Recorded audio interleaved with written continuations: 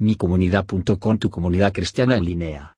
Bienvenidos y te invitamos a ser parte de esta tu comunidad donde el dueño es el divino Hacedor, sostenido por el Cristo de la Gloria y supervisado constantemente por el Espíritu Santo. micomunidad.com, Estudio Nuevo Testamento, Evangelio de Lucas.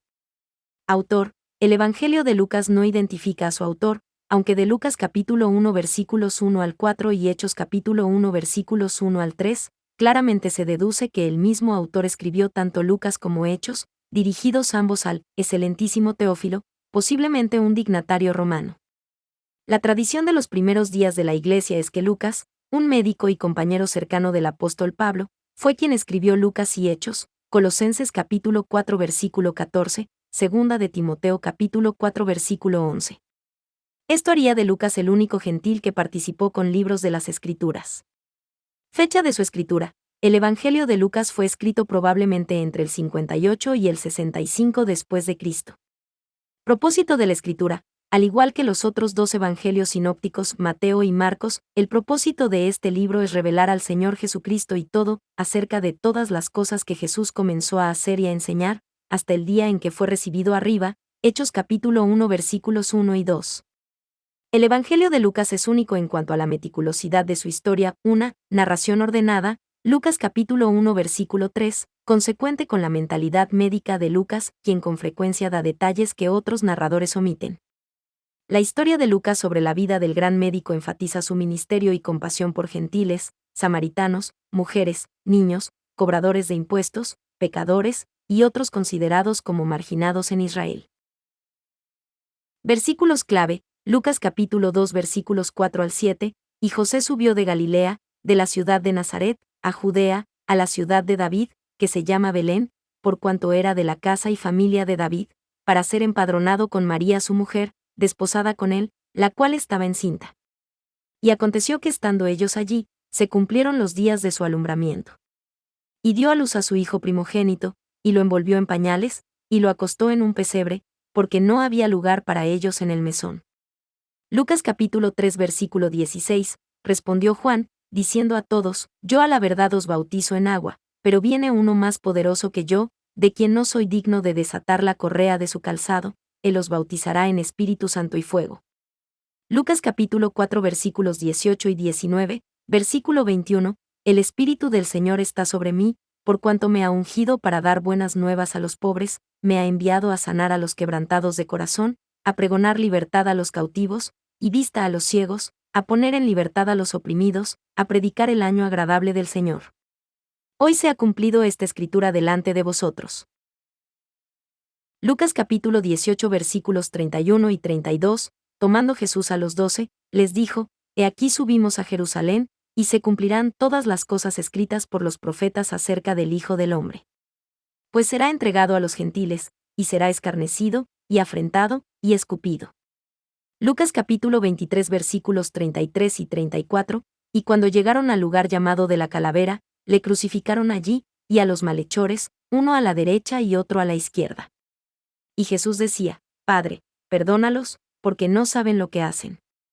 Y repartieron entre sí sus vestidos, echando suertes. Lucas capítulo 24 versículos 1 al 3, el primer día de la semana, muy de mañana, vinieron al sepulcro, trayendo las especias aromáticas que habían preparado, y algunas otras mujeres con ellas. Y hallaron removida la piedra del sepulcro, y entrando, no hallaron el cuerpo del Señor Jesús. Breve resumen: llamado el más bello libro jamás escrito, Lucas comienza por decirnos acerca de los padres de Jesús, el nacimiento de su primo, Juan el Bautista, el viaje de María y José a Belén, donde Jesús nace en un pesebre, y la genealogía de Cristo a través de María. El ministerio público de Jesús revela su perfecta compasión y perdón a través de las historias del Hijo Pródigo, el hombre rico y Lázaro, y el buen samaritano.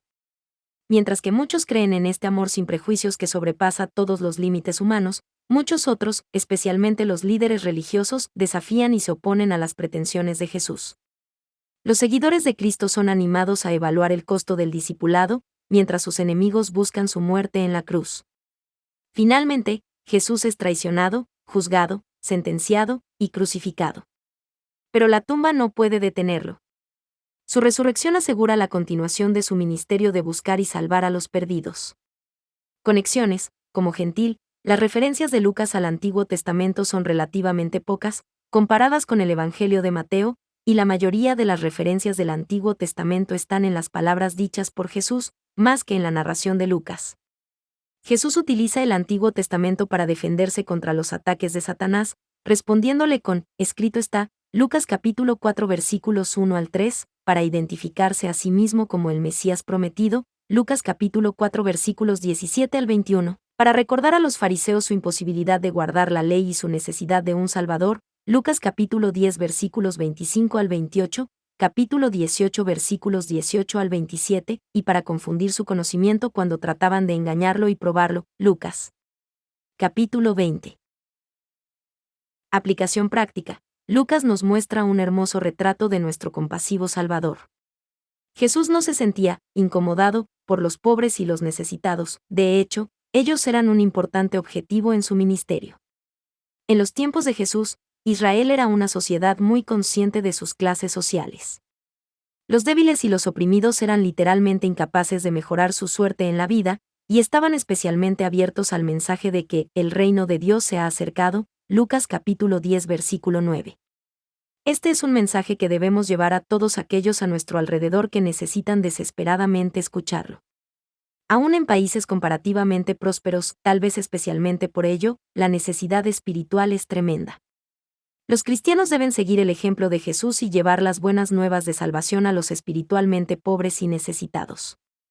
El reino de Dios se ha acercado y el tiempo se acorta cada día. Por visitar micomunidad.com.